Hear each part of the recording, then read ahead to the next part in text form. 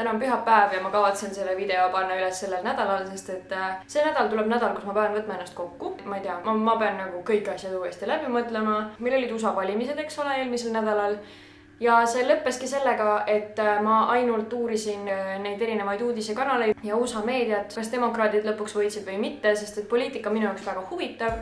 Ja ma arvan, et poliitikast peab huvituma. Poliitika mõjutab sind siis ka, kui sa sellest mitte midagi ei tea või sul on täiesti suva.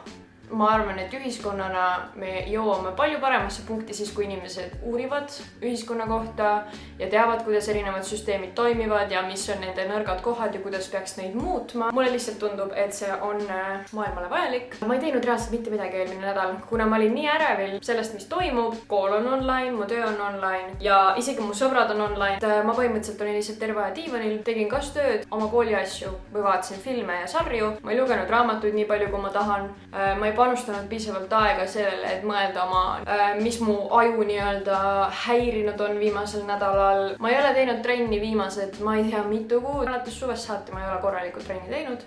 Ma lihtsalt ei ole asjadega järjepidev ja sellega ma peangi ennast kokku võtma, et ma pean olema järjepidevam asjadega. Mu näorutiin on lihtsalt lagunenud koost, mu trennirutiin on olematu, mu raamatute rutiin on väga kaootiline. Ma ei funktsioneeri niimoodi inimesena ja ma ei tee oma asju ära ja ma lükkan kõik ülejäänud asjad edasi, kui mu rutiinid ei ole paigas. Täna ma panin trenniriided selga, lähen jooksma, sest et kui ma praegu siia kaamerasse luban, et ma lähen jooksma, siis ma lihtsalt lähen ja teen selle ära.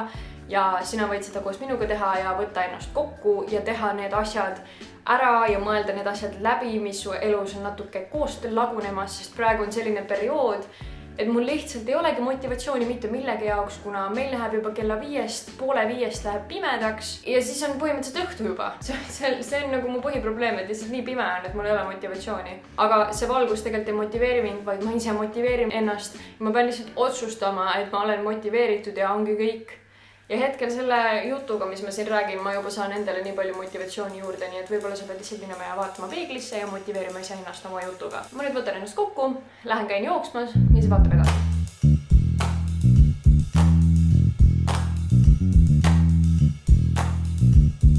Ma tegin ära selle. Ma jooksin 3 kilomeetrit, 20 minutit. Väga aeglaselt, sest et see on esimene jooks üle pika aja ja ma pean hakkama jälle nii-öelda nagu eesti keeles, ma ei tea, kuidas seda öelda, aga nii-öelda pick up ima oma pace'i. Ja ma tunnen ennast nii hästi, ma tunnen ennast nii motiveerituna. Mul on nii palju indu, et teha asju, et koristada kodu ära, et teha mingit head sööki, et teha oma kooli asjad ära. Mul on lihtsalt motivatsiooni ja see on kõige tähtsam ja see ongi see, miks ma läksin jooksma. Ja loomulikult tahan teha trenni ka selleks, et näha hea välja. Aga minu arust, mis juhtub, kui sa hakkad trenni tegema? Nagu mina saan aru, et ma ei ole pikka aega trenni teinud siis, kui ma vaatan ennast peeglist ja ma ei ole õnnelik. Mitte sellepärast ma ei ole õnnelik, et ma kuidagi näeks, et ma olen paks või et ma näeks, et ma olen juurde võtnud või midagi sellist. Ei ole. Ma ei tea, kuidas nagu mitte trenni tegemine ja olesklemine psühholoogiliselt mõjub kuidagi niimoodi, et ma hakkan vaatama ennast teistmoodi. Aga samas, kui sa lähed näiteks jõusaali või jooksma või trenni ja vaatad ennast siis peeglist, siis millegi pärast su aju juba vaatab, et ma näen päris hea välja, ma hakkan vaikselt alla võtma. Mis siis, et tegelikult ei hakka ja isegi kui su keha näeb täpselt samasugune välja, aga see lihtsalt mõjub psühholoogiliselt niimoodi. Ja see on ju väga hea, kui sa vaatad ennast peeglist ja mõtled, et ma olen päris hea välja. See ongi nii, kuidas iga inimene peaks tundma. Ja juba sellepärast ma lihtsalt nagu palun, võtke ennast kokku mingi trenni, tehke neid kõiki asju, mida te olete tahtnud pikka aega teha. See ei ole tegelikult üldse nii raske.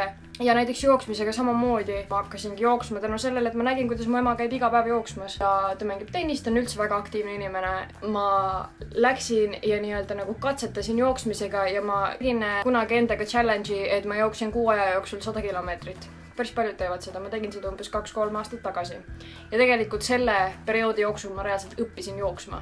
Sellepärast, et alguses ma näiteks ajasin taga kilomeetreid. Minu jaoks täiesti vale asi, kui ma hakkan kilomeetreid taga ajama, mis see tähendab seda, et ma hakkan kiiremini jooksma ja tegelikult, kui sa alustad oma jooksu ülikiiresti, siis sa ei jõua lõpuni joosta, mis ei ole hea. Point ongi selles, et kuidas ma nüüd jooksen, on see, et kas ma otsustan, et nii, ma jooksen 20 minutit ja lihtsalt niimoodi, et mul oleks hästi, et ma saan rääkida, et ma saan naerda, et mul on kõik nagu, et ma ei tunne, et ma sureks ära, sest ma istun siin praegu, ma tunnen ennast üli hästi, ma ei tunne, et ma kuidagi ära sureks. Väga muljetavaldav võrreldes sellega, et ma ei ole nagu mitte midagi teinud viimasel ajal. Teine asi, mida ma olen ka teinud, on see, et ma jooksengi selle pace'i järgi. Ehk kui ma tahan endale mingisugust eesmärki seada, saada, sest näiteks hetkel see pace, millega ma jooksin, see on siis nagu tempo eesti keeles. Ma kasutan Nike jooksmise äppi. Nike jooksu äppi ütles, et mu tempo oli mingi 7,3 äkki või. Kui ma olin näiteks 3 kuud jooksmisega tegelenud, siis ma jooksin 5-ga, mis on juba kiire. See ongi see, et ma hakkan vaikselt seda jälle üles ehitama, et järgmine kord tahan, et mu keskmine tempo oleks 7,25,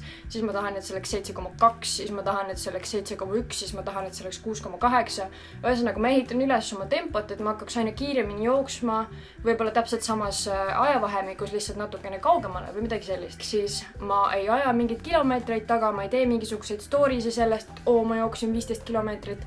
Ma ei ole võimeline 15 kilomeetrit hetkel jooksma, ma olen väga sportlik inimene, aga ma ei ole ammu jooksnud. Ja kui ma nüüd võtaks kätte ja läheks, et tavai ma jooksen 15 kilomeetrit, siis ma oleks täiesti, ma ei liiguks 2 päeva lihtsalt, sest mu keha saaks üks šoki sellest. Ja sellepärast ma alustangi niimoodi, et ma jooksen kasvõi ülivähe, aga ma lihtsalt jooksen. Kui niipidi trennile vaadata, et sa ei aja taga mingisuguseid raskuseid või mingisuguseid, ma ei tea, ülisuuri numbreid, või teed lihtsalt seda niimoodi, et sul endal on hea, see on palju tähtsam, sest see ajule mõjub palju paremini ja see lihtsalt mõjub üleüldisele enesekindlusele ja motivatsioonile nii hästi. Ma ei tea, ma olen nii õnnelik, et ma jooksma läksin. Ma ei saa aru, miks ma ei võinud seda juba varem teha, noh.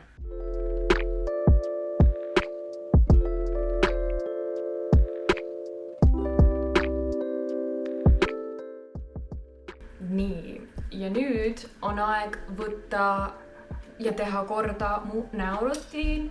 Ja kuna ma just tellisin The Ordinary tooteid, siis ma muutsin selle täielikult ära, sest mul on uued asjad, mida ma kasutan. Ma olen neid nädal aega kasutanud, ma olen mega rahul. Ja kuna te olete mult ülipalju küsinud, milline mu näorutiin on, siis there you go. Kui sa oled kutt, kui sind huvitab, siis täiega äge, ja kui sind ei huvita, siis sa võid skipida sinna timestampi. Ma pesen oma nägu sellise asjaga. Ongi nüüd beauty influencer või? Power 10 Formula Cleansing Foam, mis on brightening cleansing foam. Ma olen mega happy, mulle hullult meeldib see jätta nägu kuivaks ja minu arust see on kõige tähtsam asi, kui sul on mingisugune näopuhastaja, mis jätab su näo süükseks kuivaks ja ma ei tea, ebameeldivaks, siis järelikult see ei ole hea näopuhastaja. Järgmine asi, mida ma kasutan, on The Ordinary't, mille ma just tellisin. The Ordinary'l on novembris -23% allahindluse asi. Ma ei tea, minu vaata seda kodulehte, aga peaks olema. See on väga hea bränd, neil on väga läbipaistev turundus, aga sa pead teadma oma nahka, sa pead teadma, mis probleemid sul on ja sa pead oskama õigete toodetega siis neid nii-öelda nagu targetida. Eesti keeles ma ei tea, mis sõna. Ühesõnaga, esimene asi on niacinamide 10% ja tsink 1%. Just selleks, et oma mingisuguseid poore väiksemaks saada. Kasutatakse õhtul ja hommikul. Järgmine asi, lactic acid, 10% ebaühtlase tooni ja tekstuuri irregulaarsuse vastu ja fine line'ide vastu, aga ilmselgelt ma ei kasuta seda fine line'ide vastu, sest ma olen 20-aastane, mul ei ole mitte mingit kortse veel. Ma ei tea miks, aga The Ordinary asjad jätavad naha väga läikima, mis mulle meeldib, see kuidagi nagu peegeldab väga tervislikku näonahka. Ma tegelikult ei tea nagu näonaha hooldust mitte midagi.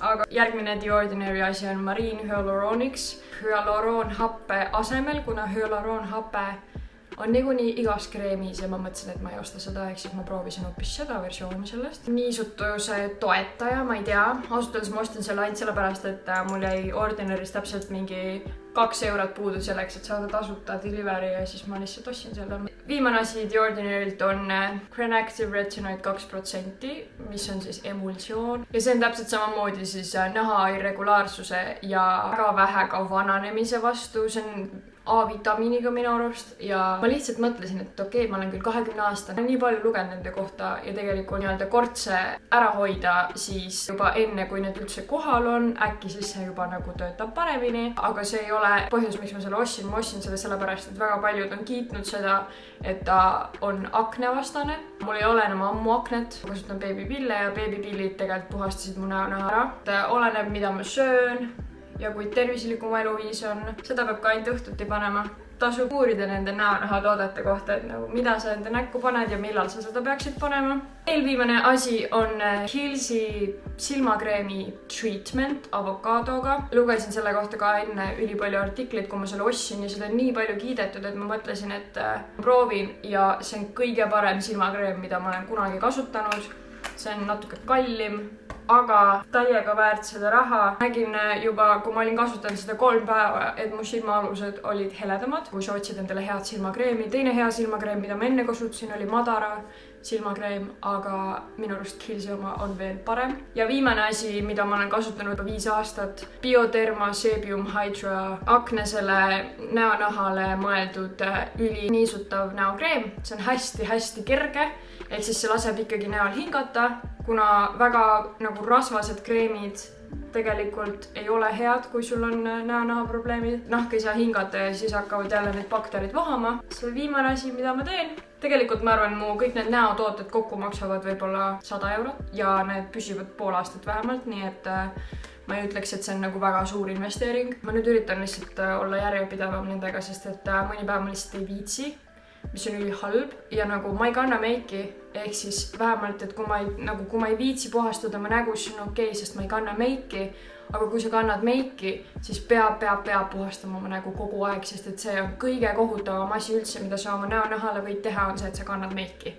Ehk siis, kui sa tahad omale head näonahka, siis lõpeta meigi kandmine lihtsalt või kanna seda vähe või leia mingisugused tooted, mis nii-öelda toetavad näonahka, mis sul on. Ma olen juba sellest varem ka rääkinud. Lõpetasin meigi kandmise ja see oli maailma parim otsus üldse, mida ma elus olen teinud. Nii et soovitan teilegi.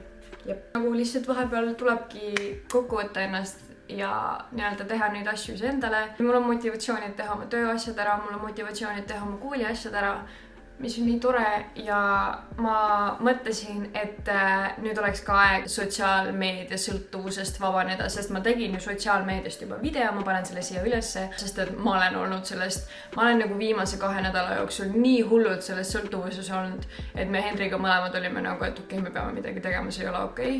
Ja nüüd ma siis uurisin ülipalju selle kohta, et kuidas teha niimoodi, et ma lõpuks ei oleks sellest nii sõltuv. Aga ma ei tea, hakkan katsetama ja võib-olla ma tegelikult arvan, et see on peamine probleem. Sotsiaalmeedia on peamine probleem, miks mu elu on nii koost lagunenud. Vahepeal ma olin väga heal rajal sellega, ma ei kasutanud üldse nii palju Instagrami. Aasta tagasi ma olin üldse mingi 30 minutit päevas, aga nüüd ma lihtsalt olen kogu aeg sotsiaalmeedias ja see on, ma ei tea, võib-olla mul on FOMO sellest, et ma elan välismaal, aga minu arust kõik on kogu aeg sotsiaalmeedias ja me peame sellest lahti saama, nii et on aeg ennast kokku võtta ka selle osas.